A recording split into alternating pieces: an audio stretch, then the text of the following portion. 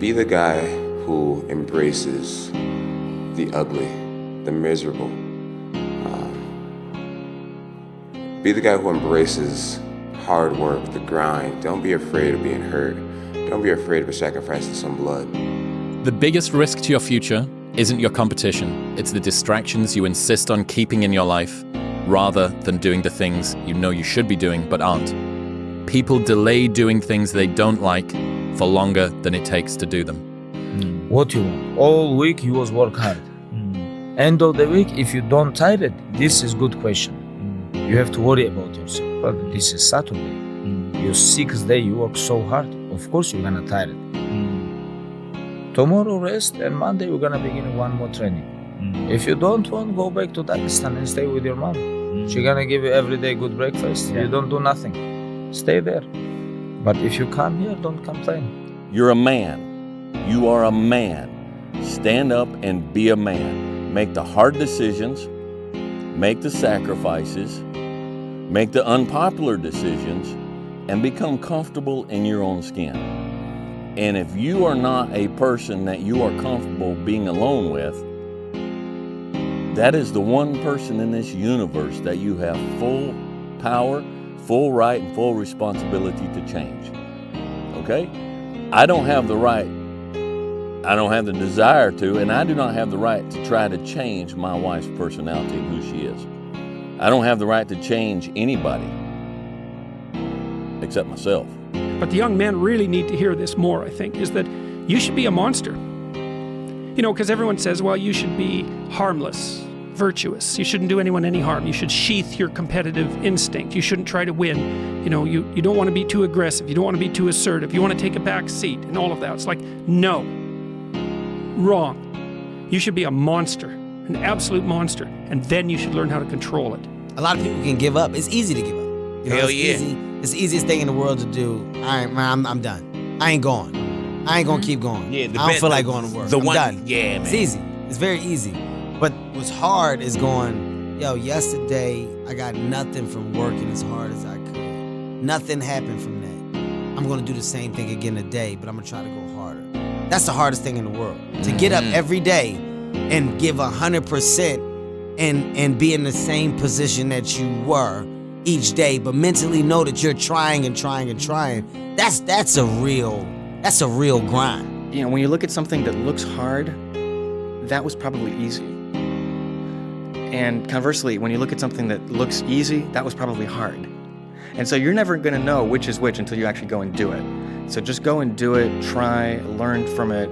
You'll fail at some things. That's a learning experience that you need so that you can take that on to the next experience.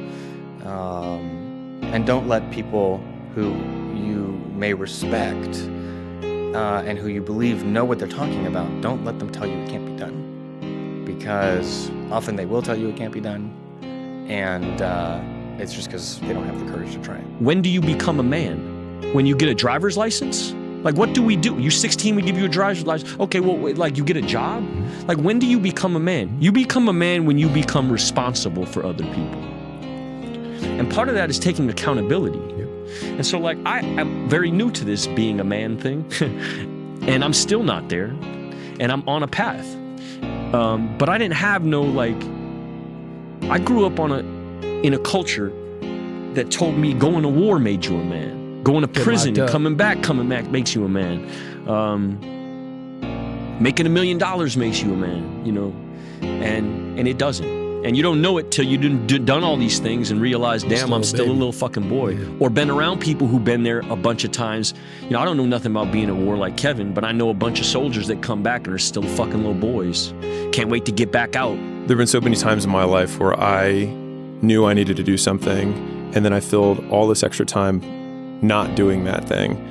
And then the moment I did it, I was like, wow, that took way less time than I thought it was going to take. And not only that, it took way less time than it took me to delay to actually get to this point. And if I had only started with just doing what I was supposed to do, I could have done 4 or 5 other things that I was also supposed to do by this exact same point. Just somebody at work, you watch and you look, and people at work, they're going through a hard time. Just, hey, are you all right? Anything I can do to help? Just in your life, be an agent for good. It's kind of like people say, I support the troops. I support the troops. What do you do for the troops? Do you send them care packages? No. Do you walk up to them when you see them in the restaurant, in the airport in uniform, and do you stick your hand out and say, thank you for your service? No, I don't do anything, but I support the troops. No, that just means you're not against the troops. And going through life, become a good man. Well, everybody, it's Groundhog's Day again for David Goggins. If you pan it down here, you see it's about 3 o'clock in the morning, and there's not a car or a person in sight. If you pan over here, it's the same thing. Not a car or a person in sight. People want to know where I find my strength at, where I get my strength. I get it from a lot of places, but right now, this morning, I'm getting it from, there's not a motherfucker that's up. There's not a car, there's not a person. Everybody's in their bed, sleep, dreading that it's a Monday, hate it's a Monday. And I'm loving it. I'm loving that. Where everybody's getting weaker, I'm getting stronger. It's not about the running, the swimming, the push-ups, the sit-ups. It's about what those things do for your mentality. You don't get better on the daggone couch. You get better by coming out here and getting the fuck after it every daggone day. Stay hard. You have to start with action. It needs to be, okay, what would have had to have happened in a week's time for me to look back on that week and find pride in myself? Pride's seen as something that you should be ashamed of. It's one of the 7 deadly sins. But David Goggins, I did an episode with him a couple of months ago. We can put it in the show notes if people are interested. And he said pride is something that everybody misses. That having pride in your name, your performance, the way that you show up for other people is something that you can do. But you need to do something that is worthy of being prideful about. If I had to quit everything now and struggle the way I struggled as a stand-up comedian, it would never work. But the only way I could be this person now is if I took that chance when I was 21, when I was dead broke and had my cars repossessed and all that stuff. That's the only way you ever get where you want to go. You have to take a path that's dangerous, and most people want to take the safe path. And the safe path leaves you stuck in quiet desperation almost every time. It's hell. It's hell. You're selling insurance or some other shit that you care zero about. But can people just make that change? I mean, Yes, look, you can, I believe they but you can. have to plan it out. You want to become best. You want to become champion. And now you want to say like you tired? Who cares? You tired or not? Nobody cares about you. Even you, if you're going to watch fight, you just watch fight. They walk out inside the cage, they fight, and they leave. You don't know what happened behind the scenes. This is not your business. Nobody cares about this. Yeah. He was tired, he had personal problem, family. Nobody cares. You don't know. Like you just see how he fight and he go. Yeah. And for this one, you have to train so hard. If you don't want, halas, go back. Go back to Dagestan. Nobody gonna ask about yourself. Without you or with you, there is always gonna be champions. With your name, this is your choice. You wanna put your name there? Okay, work hard. No. Bye-bye. Yeah. It's like very simple, nothing special. Failure has been achieved, thank God. Now, the only place to go from failure is to win. You have to achieve failure. You have to take it that far. Nobody wants to go that far. It's too scary. But you know something? I got news for you. That's where winning is. It always has been. Nothing's changed since the 70s. Nothing. Except people train not as hard. I've tried to eliminate as much time between I think I should do this thing and beginning doing it. And I think you get this positive reinforcement cycle that occurs every time you start. I call it pulling the thread. It's like, I just need to start pulling the thread. And then all of a sudden what feels really unknown becomes very tangible. And you're like, oh, I understand the 6 problems I have to solve to do this big thing. But now I know the problems. And then it feels like you can wrap your arms around it. And then you can start taking it one bite at a time. Take 10 seconds to get it again, beast. Get it, David, come on. Yeah, there you go. There you go. Energy, let it out. 7, 8, 9, 10, a machine here. There you go. Nobody works like David in this house. 13, come on. 14, come on. 15, shut that muscle down. 16, come on. Get it. 17. They don't know me, son. Get it. 18. They don't know me, son. Get it. 19. They don't know me, son. Yeah. 20, you got some more in you. 21, yeah, get it again. Come on, we want to see it. Good, 22. Who's gonna carry the boats and the logs? That's you, buddy. Come on, 23. Come on, 24. One more, David. Who's one more? gonna carry the boats? You're gonna do it. You're gonna do it. You're gonna do it. You did it. Yeah. You know, the whole week I was thinking, I want to finish this fight. I'm going to finish this fight before the championship rounds. And this is, you know, I should be able to smash this guy. You know, Goggins' message, it was for a reason, you know, his reason. And Greg Jackson's been saying it for years, be comfortable being uncomfortable. But Goggins gave me a really good reminder, just, John, you should want this fight to be miserable. You should want this to hurt.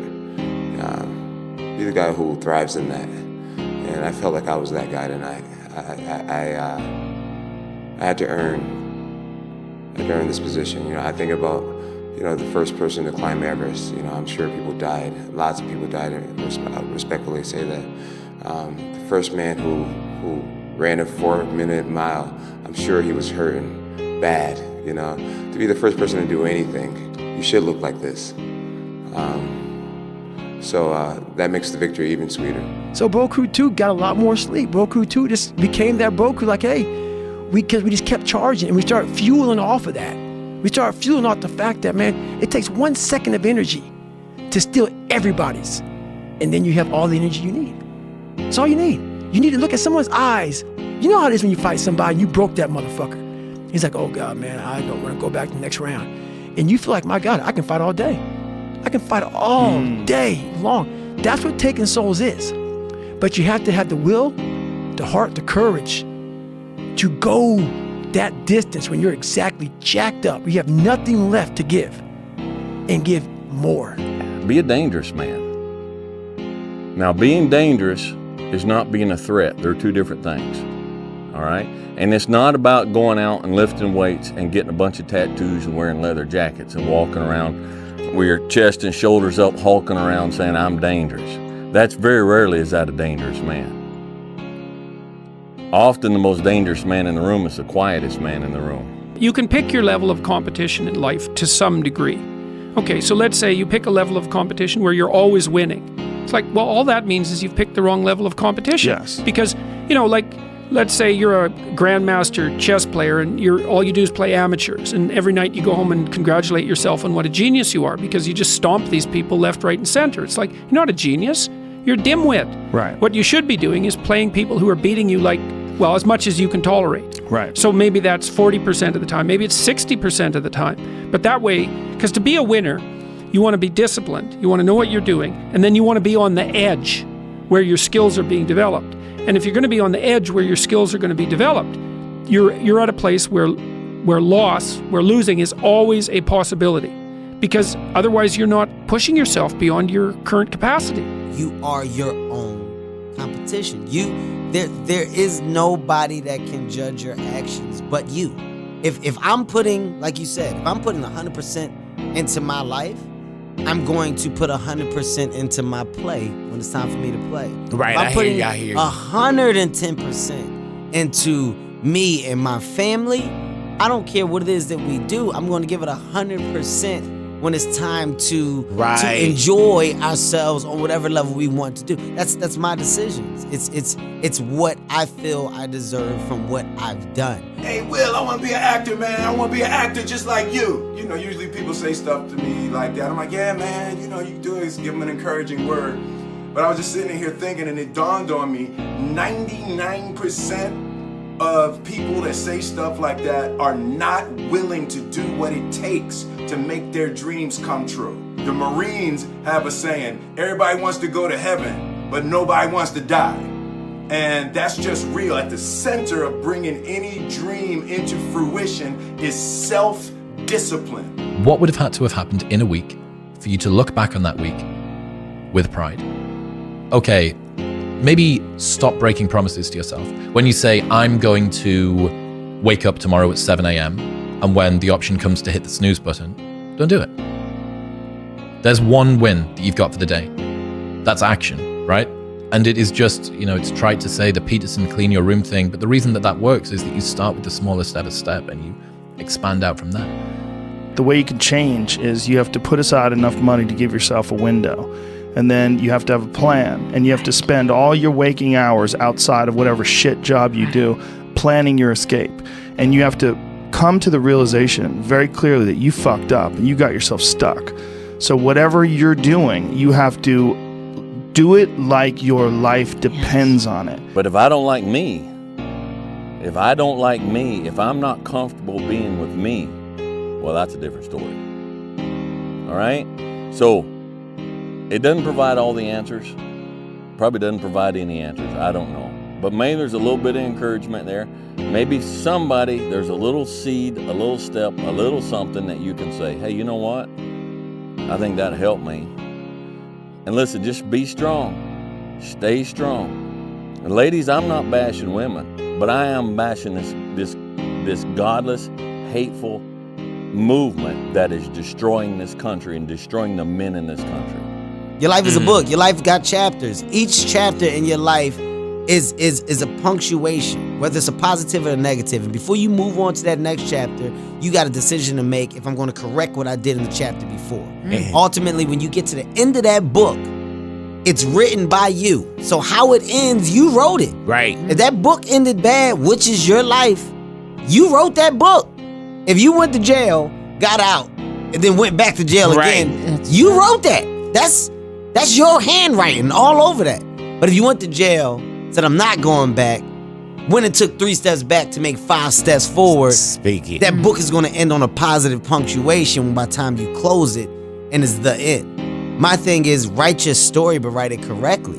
Nobody's perfect. Everybody's full of imperfections, and that's why I let it all out. That's why I got as honest as I got in my book. One of my friends got kicked out when he sort of challenged the gym teacher, physically. And the gym teacher, he could do an iron cross. He was a tough guy, and so it was no trivial matter for my friend to stand up to him, but he got expelled anyways. But, I noticed that it was often the kids whose character I admired that either quit or got expelled, and they were the tougher guys who were just sick and tired of following rules that didn't take into account their character, and then they'd go off and work in the oil rigs or whatever. And you could do that in Alberta at that time. That was really hard work, so it wasn't like they were necessarily taking the easy path. But a harmless man is not a good man. A good man is a very, very dangerous man who has that under voluntary control. I used to define power by the distance between thoughts and reality, meaning if you think about somebody who's omnipotent, so if God or the God figure would be omnipotent as he thinks things are. So there's zero space between thoughts and reality. And so if we want to be more God-like in our lives, the distance that we can shrink between wanting to do something or thinking something should be done and it being done is a direct indication of our personal power in our lives. And so that has helped me basically think, don't be a powerless bitch. A lot of times I'll be in a 200-mile run or something like that, and I'm all jacked up. Body's broken, mind's broken, spirit's broken. I started to say, what if I can pull this off? When I first walked into the Navy SEAL recruiter's office, he looked at me and said, there's only been 35 African Americans in 70 years make it through. You know what I said to myself? What if I can be the 36th? It's the what if I can pull off a fucking miracle. What if I can become someone that no one thinks I can be? And just me talking about that, I have the hair going up on my arms because it makes me just like, what if I can be that guy that people who call nigger and this and that, and now I'm speaking at Tom Ferry's fucking event.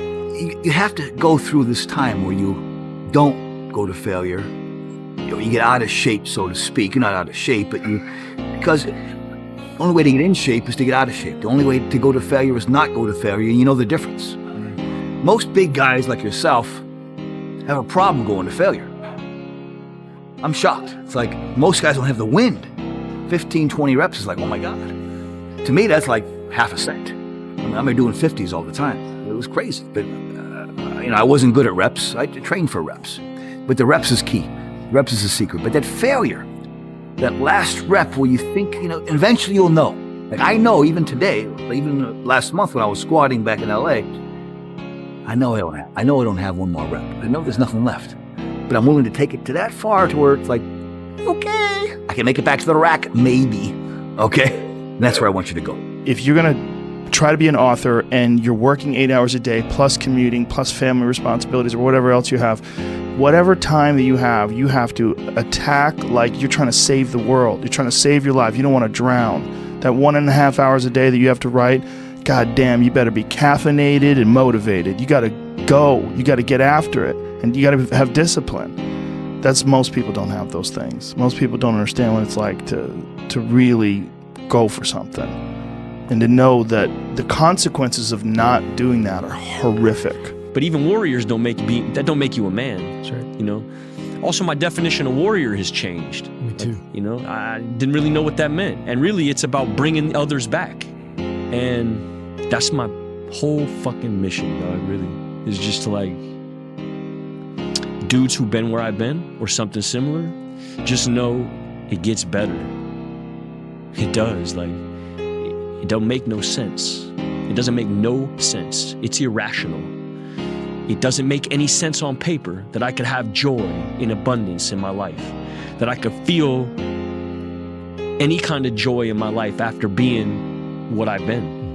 Something as simple as food and eating, it's not about your body as much as it is about your mind. It's getting command of your mind to be able to choose actions that are in your own best interest. Every day, we are choosing shit that's not in our own best interest, right? So if the world is attacking you and the world wants to fight you and the world's trying to hold you down, so you're gonna kick yourself in the balls? So you're gonna stop yourself from getting what you dream. Self-discipline is the center of all material success. You cannot win the war against the world if you can't win the war against your own mind. Waking up and then trying to shrink the time between when I wake up and when I start working, and shrinking the time between one task and the next task. You don't need to take 30 minutes of getting ready to start working. You can just start working, because as soon as you get into it, you start pulling the thread and you're like, oh, here it is. And all of the time that I was getting ready to work, I was just using up my best brain power time on things that truly don't move the needle at all. It's time. I gotta do something. Right? Try to save my fucking life. So that's what I'm doing. Okay? No one else is gonna save my life. Right? If I just sit here and diddle around, what am I gonna have? Nothing. Okay? And all this shit, what does it matter? What does it matter? It just passes. Yo, if I disappear, who cares? Nobody cares, man. Seriously. Yo, and that's okay. That's life. That's life. No, for real, okay? It just passes. It just fucking passes.